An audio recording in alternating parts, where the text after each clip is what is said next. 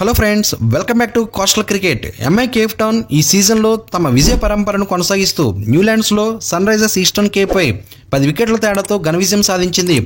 Corbin Jose 4 వికెట్లు తీసి depending ఛాంపియన్లను కేవలం 107 పరుగులకి కట్టడి చేశాడు.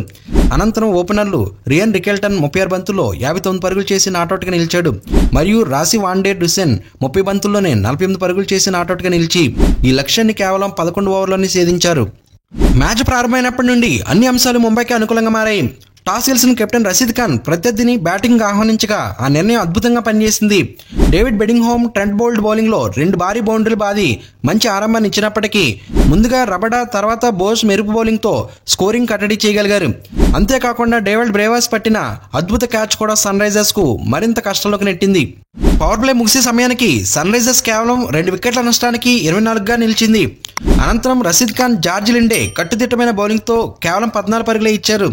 తీవ్ర ఒత్తిడిలో కెప్టెన్ ఎయిడెన్ మార్క్రమ్ 19 బంతుల్లో 10 పరుగులకే అవుట్ కాగా తర్వాత ఓవర్లో రషీద్ ఖాన్ ట్రిస్టన్ స్టబ్స్ను క్లీన్ బౌల్డ్ చేశాడు. బెడింగ్హామ్ 45 బంతుల్లో 45 పరుగులతో ఒక్కడే పోరాడాడు. కానీ అతను అవుట్ అయిన తర్వాత ఇన్నింగ్స్ పూర్తిగా కుప్పకూలింది.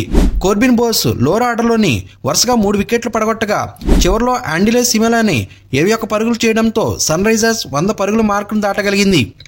ఇది ఎలా ఉండగా వాండే డుసెన్ తొలి ఓవర్లోనే మార్కో జాన్సన్ బౌలింగ్లో ఒక 4, ఒక 6 బాదాడు. తొలి 4 ఓవర్లో కనీసం 2 బౌండరీలు చెప్పున కొట్టిన నేపథ్యంలో పవర్ ప్లే ముగిసే సమయానికి ఓపెనర్లు 71 పరుగులు సాధించారు. చివరిలో రికెల్టన్ వరుసగా బౌండరీలతో తన హాఫ్ సెంచరీ పూర్తి చేశాడు. వాండే డుసెన్ 48 పరుగుల వద్ద నిలిచిపోయాడు. అతి తక్కువ ఓవర్లోనే లక్ష్యాన్ని ఛేదించడం వల్ల MI Cape town bonus point కూడా సాధించింది.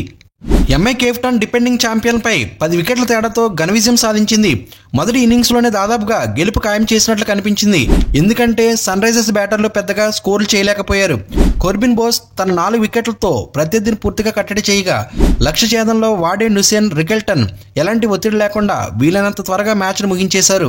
వాండే డుసెన్ మార్కో జాన్సన్పై తొలి ఓవర్ల నుంచి దాడి చేయగా రికెల్టన్ ఆరంభంలో నెమ్మదిగా ఆడినప్పటికీ తర్వాత పరుగులు మోత మోగించాడు. చివరికి 9 ఓవర్లు మిగిలుండగానే ఎంఐ కేప్ టౌన్ విజయాన్ని ఖాయం చేసుకుంది. మ్యాచ్ అనంతరం కోర్బిన్ బోస్ మాట్లాడుతూ, క్యాచ్ విషయం గురించి మాట్లాడుకుంటే ఎక్కువసేపు బంతిని చూడలేకపోయాను. ఇది కూడా ఒక అద్భుతమైన క్యాచ్గా భావిస్తాను.